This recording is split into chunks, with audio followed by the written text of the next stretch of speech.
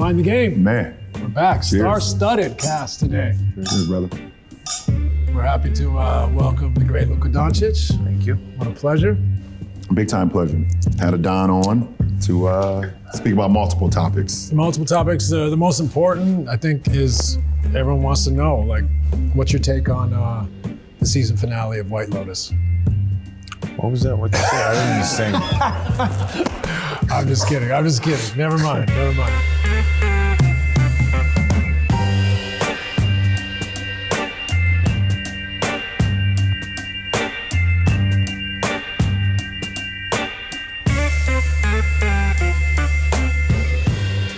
Welcome to Mind the Game, presented by Uninterrupted and Wondery.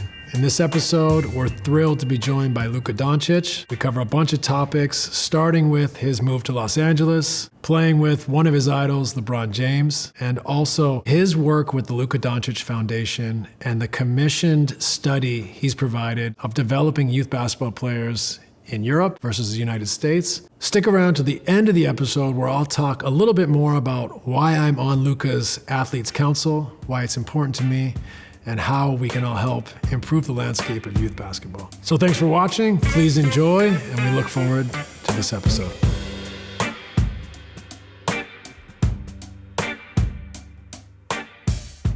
Honestly, this is amazing to have you. Appreciate it. No, it's usually just the two of us, but we reserved a third spot for the main man. And really, I think it'd be unfair for the audience if we didn't ask you off the bat what it's like playing together, how you feel playing with LeBron. I know you looked up to him as a kid, and now you guys are teammates. I mean, it's great. You see, I've never played with a guy like this.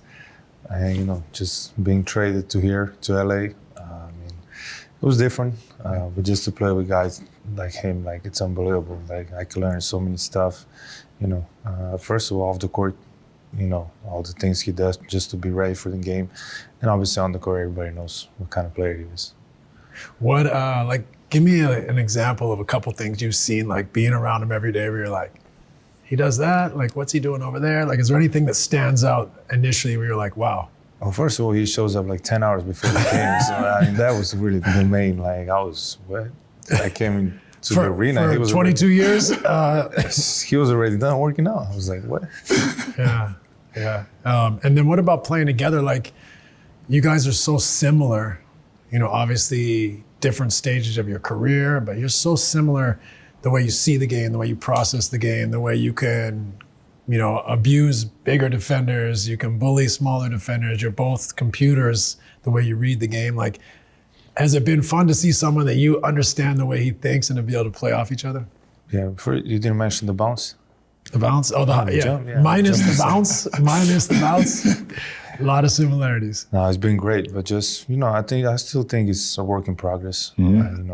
When we two are out there, NAR, he's been playing unbelievable. And I think it's just still work in progress. I think we're getting better and better every day. I think you saw today or against OKC, it's hard to win here. Number one team in the West for a reason. And we just, we shared the ball. Everybody was getting open shots. So it's work in progress, but we're getting better and better every day. It was interesting. I noticed, OKC, so handsy, athletic. They speed people up. They can't speed them up. Like, what's your take?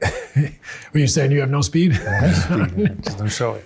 But you handle all that pressure, and then you can dissect the team. Once that pressure breaks, now you're playing your game. Do you notice sometimes when he's able to just calm things down and take charge? No, like you said, it's always his pace. Yeah. It's always been his pace. It's never been a game be like, okay, well, you can speed me up.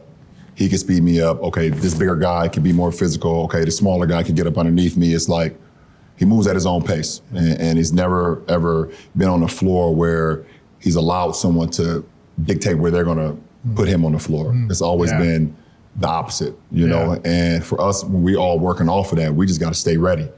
Obviously we've seen throughout his career, like there's plays and passes that certain guys that in the league history have ever been able to make.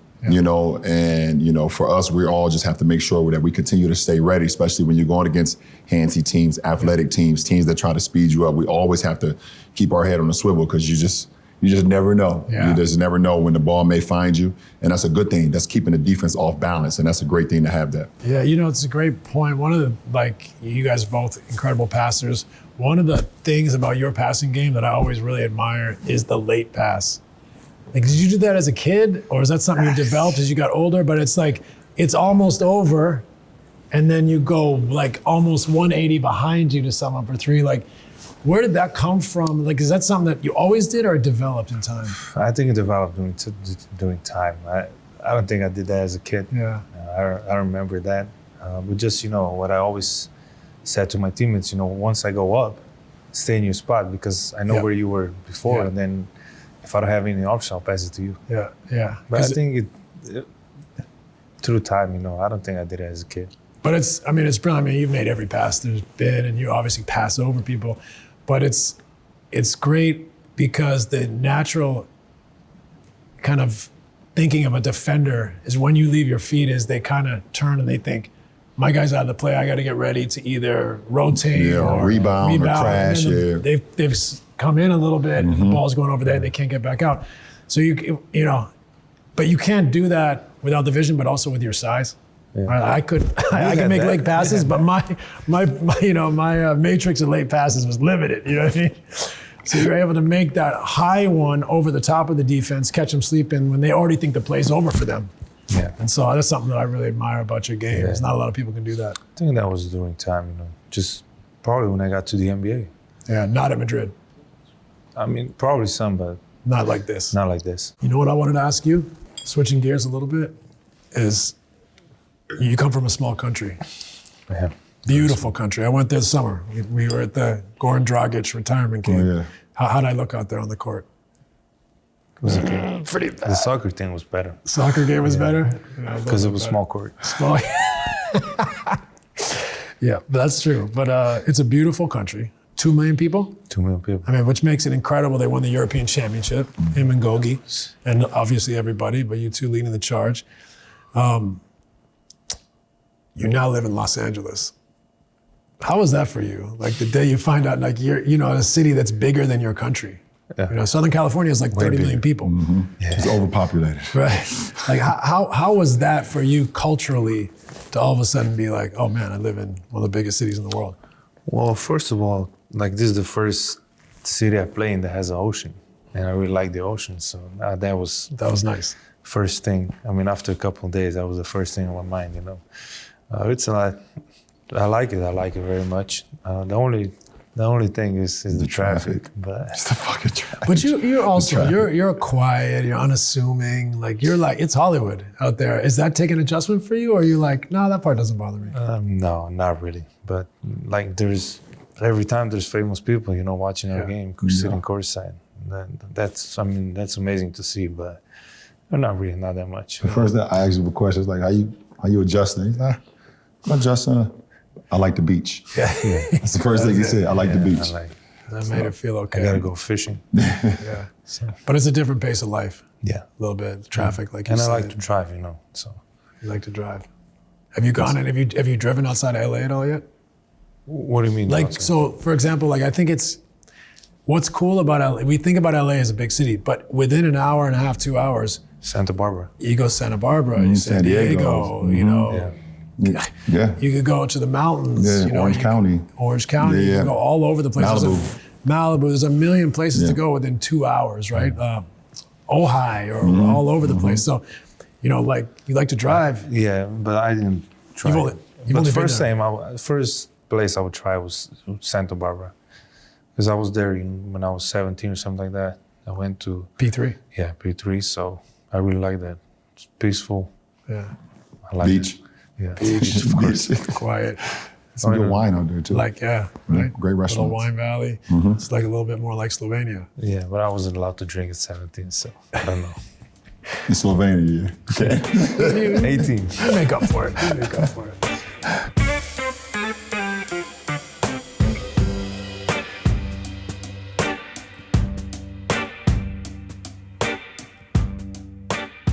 This episode is sponsored in part by American Express. American Express knows that for an obsessive basketball fan like me, the playoffs mean a lot of travel time. Between broadcasting games and catching up with old teammates, I'm on the road almost every week, from Boston to LA and everywhere in between. After all these years, I've learned that the journey is as important as the destination. That's why I've always tried to find a spot to stretch, grab a coffee, and get my mind right before heading over to the arena. Fortunately, there's a card that makes every part of that journey better. With Amex Platinum, you earn 5 times membership rewards points on prepaid hotels and flights booked through AmexTravel.com on up to $500,000 on flight purchases per year. Plus, you get access to the Centurion Lounge, which makes travel that much more enjoyable. That's the powerful backing of American Express. Terms apply. For more information, visit americanexpress.com/travel.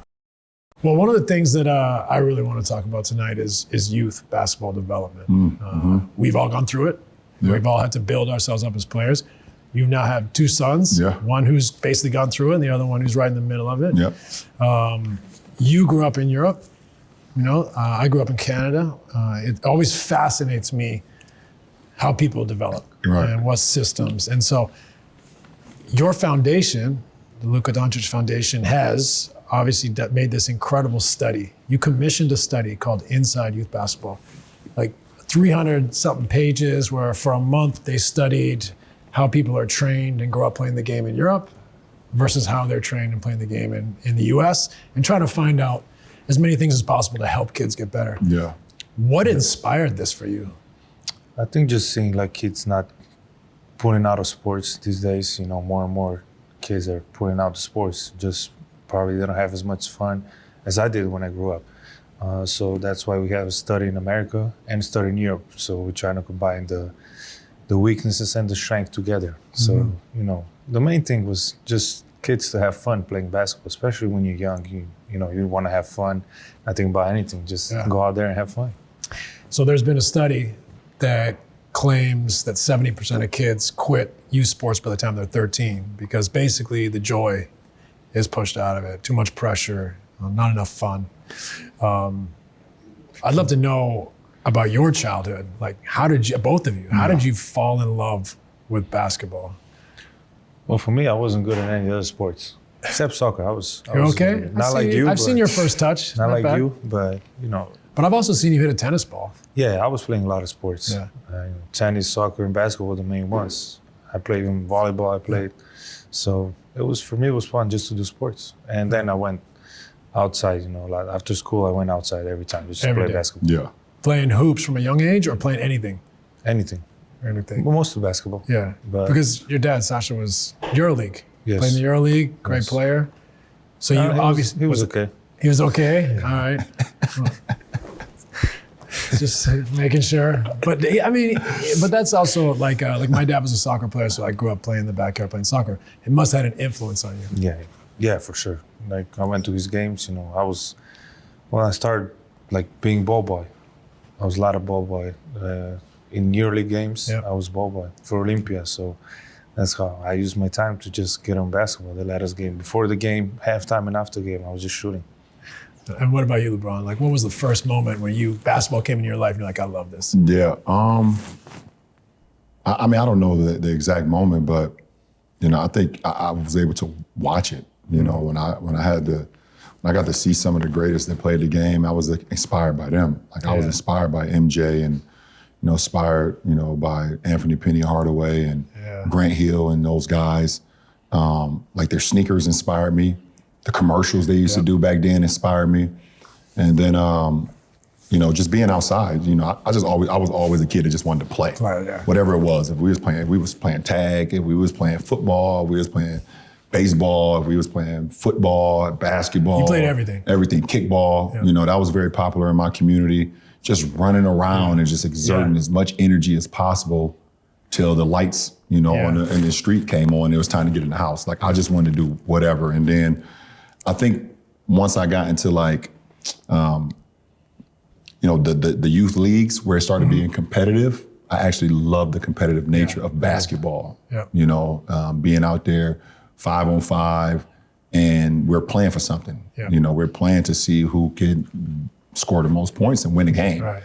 And then ultimately it got to if we win the majority of the games, we can win something. We win a champ, have a banquet, and have medals and little trophies. Like, that stuff inspired me, you know, because I watched, you know, NBA guys and college guys at the end of the season, they get to host a trophy or whatever. I thought that was pretty inspiring. So, and as a kid, you're just always inspired by the ones that's already doing it. You know, I think that was a big moment for me for sure. It's funny you said the commercials. Like, I didn't really start playing hoops till I was about 13. Like, played hockey, soccer, baseball, lacrosse, all sorts of stuff. He's good at soccer and tennis, I saw you.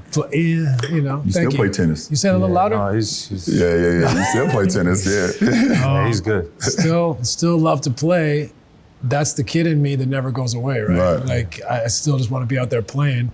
It brings up like I was going to say, though, that like when I was 13, what really got me into basketball was Michael Jordan, the first Air Jordan shoes, commercials with Spike Lee, just like you were saying. Like, that stuff inspires you as a young kid. It's like a fun time to get into the game. But what I heard from both of you that I think is really important is you played informally. Yeah, for sure. You weren't playing on the playground. You were playing in the street. You were playing all the time informally.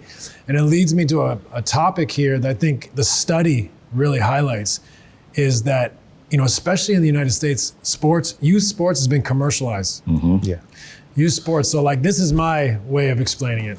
You know, when I grew up, you play soccer and hockey in the winter, you play baseball, box lacrosse in the summer, and it costs you like $100 a season for each sport. Well, some entrepreneur, someone says, well, I need to make a business of this, said, well, if I can sell the dream to the family, the little Sarah or Johnny, you know, they might have a chance to go somewhere with this, but they got to commit to this sport for the year at 6, 7, 8. That's the worst thing you can do. Right? So what happens is now the parents are involved. There's a system. They're not playing informally. You know, it leads to personal trainers, strength and conditioning coaches. Like, trying to unpack that and rewind it is like, now we don't, like, how many times do you drive by a park now and see kids playing basketball? Very rare. Not much. Like, your boys just come through the whole system. Like, do they go to the park and play with their friends?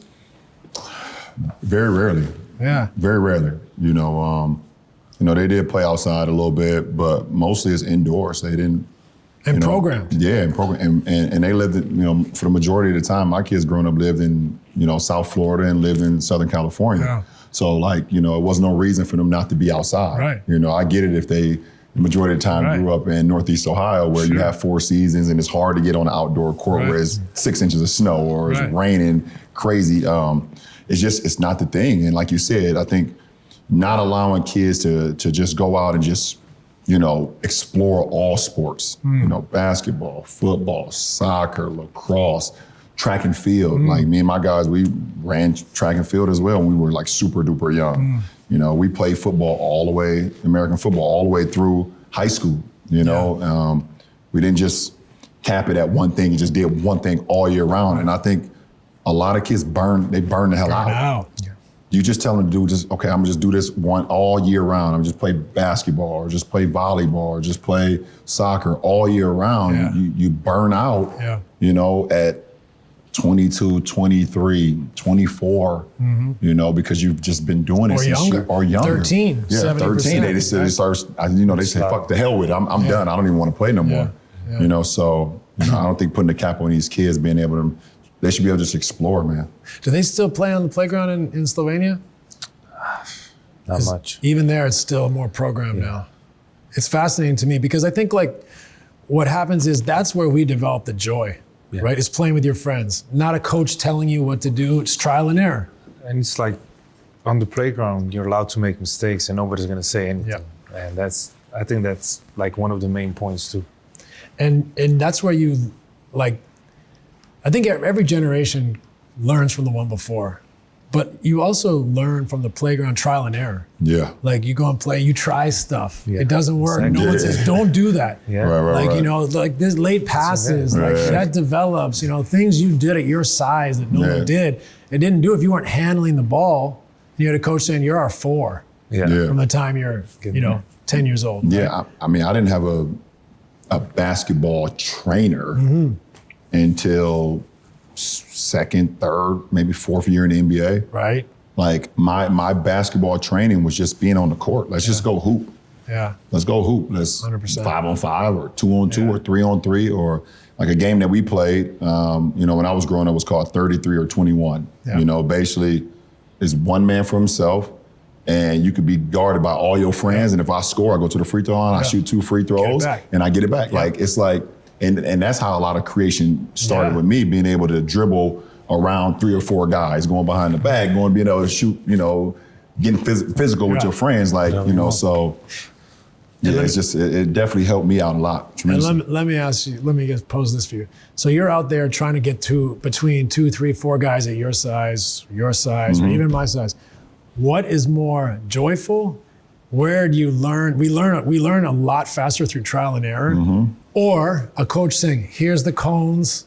No. I want you to cross over, spin, like that's gone for our kids in a way. Yeah. Right? We don't get that time to just play, to try things, to make mistakes, to play weird games, right? Yeah. Like you would never go to a skills coach right now and he'd be like, all right, guys, 21.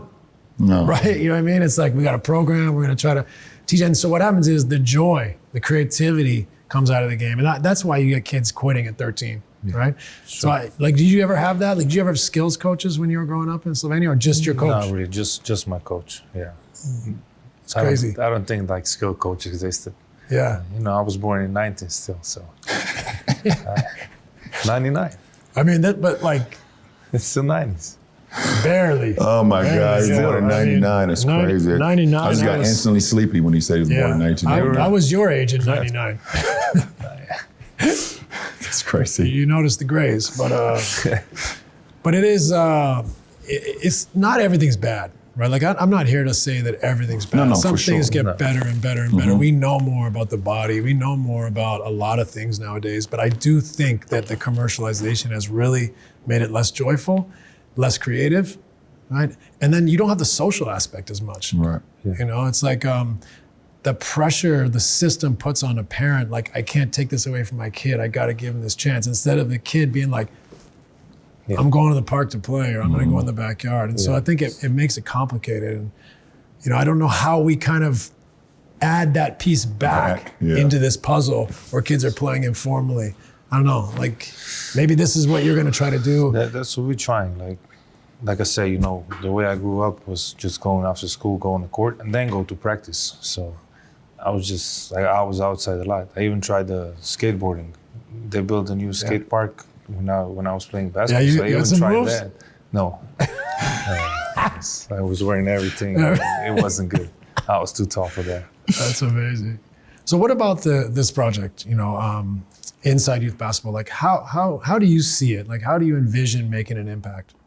Well, first of all, I think we got great people on it, like yourself. Yeah, the Athletes Council. Yeah. And, that's cool.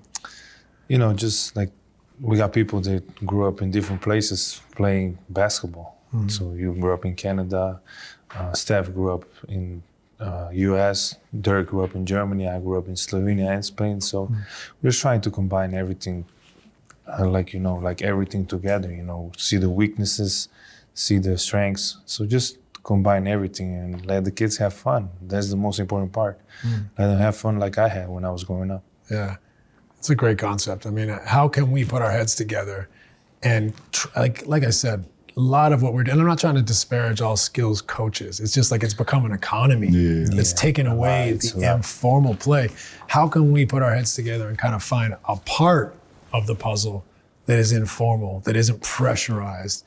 So this is what you want to do, is to help educate coaches, programs, instill it in different places around the country? Yeah, and I'm saying, I think it's a lot for the kids, having all these different kinds. When I grew up, I didn't have anything. I just had one coach, and that was it. And I think we're putting a lot of pressure on kids nowadays. Yeah. Just by having strength coach, everything. Right. I think a lot of the problem is, with social media and everything, that a lot of people, and I can only speak for America because I grew up here and I live here, a lot of the skills coaches and trainers and stuff over that is involved in a lot of these kids' lives, they actually want to be more famous than the actual kid.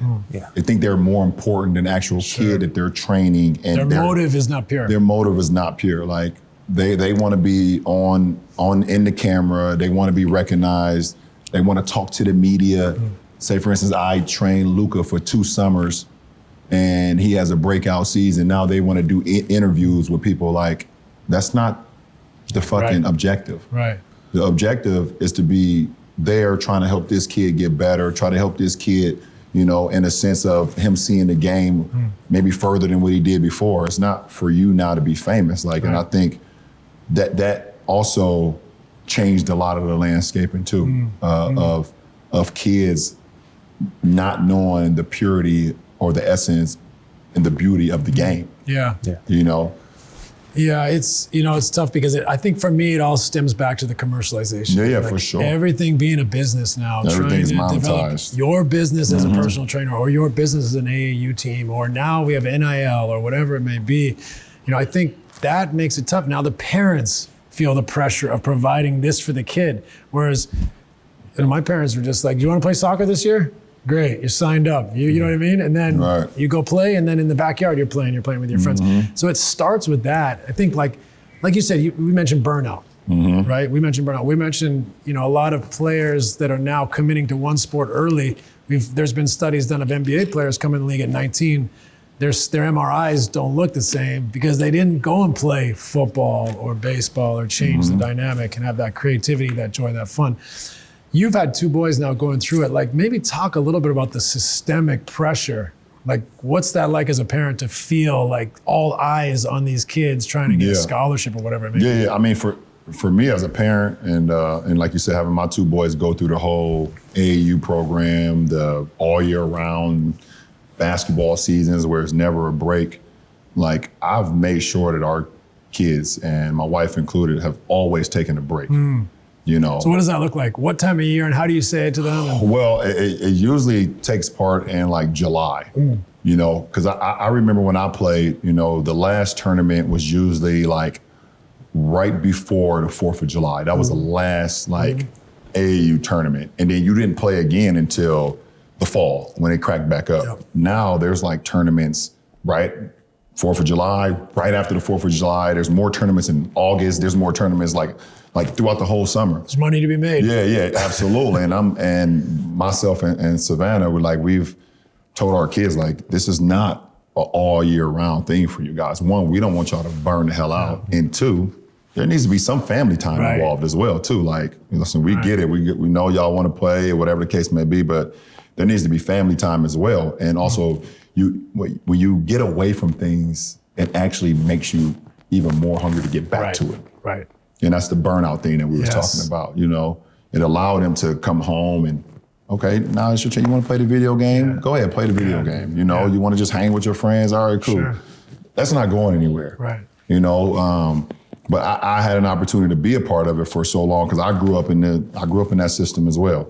I grew up in the AAU system. I grew up in the tournament system. I grew up in the program system. But I mean, I also grew up going to a 5-star academy, you know, where it was all outdoor basketball all day long. You know, so I grew up in that era as well. Like, and that definitely made us grow a love. If you can be outside on blacktop in the summertime in 95-degree weather, and you can actually see the steam coming up from the blacktop, and you still love it, then you already know that's what it is. You don't need to do that all year round to know that I love that if I came back to it. You know, so, you know, I think we did a great job as far as just making sure, yes, if this is what you want to do, you're committed to it, okay, cool, but also there's no problem with just, you know, taking a little break here and coming back to it. It's no problem at all.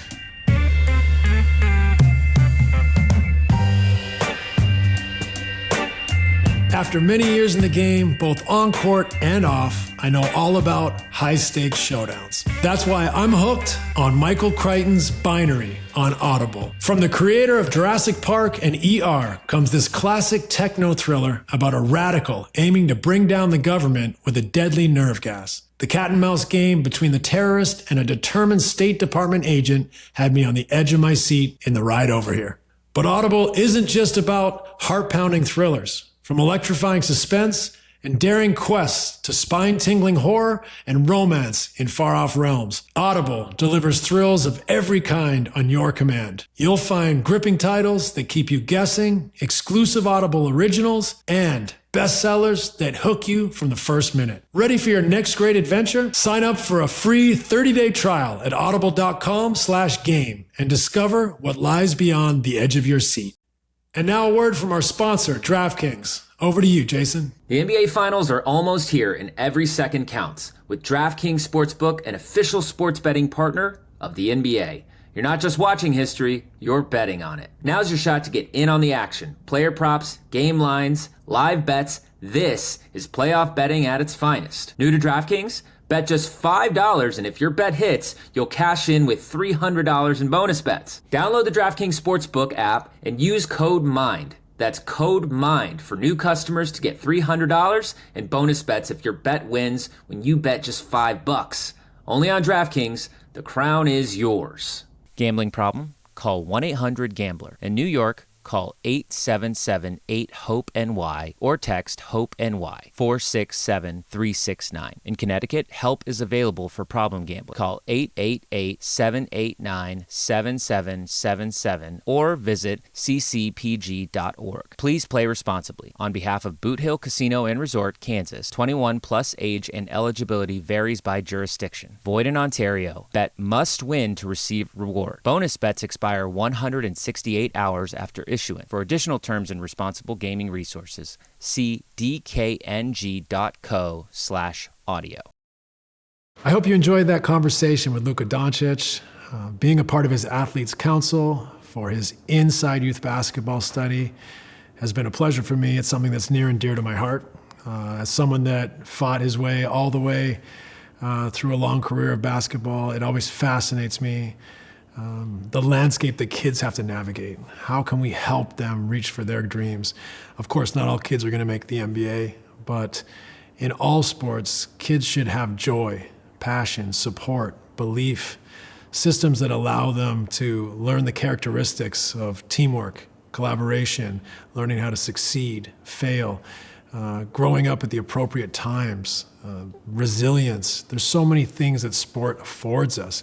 And when his study came out and other studies similar that have said that 70% of kids have quit sports by the time of 13 because there's too much pressure in the system. There's not enough joy or fun, not enough childhood involved in youth sports. It's alarming, and it's something that I feel very passionate about, not just from the athlete development component, but from developing the health and wellness of our kids and our communities. Sports is such an incredible tool that offers us a place to learn, to grow, to find out who we are, to make friends, teammates, to collaborate. So many gifts that allow us to succeed in life, whether it's with our families, with our careers, jobs, dealing and navigating with the adversity that we all find in life.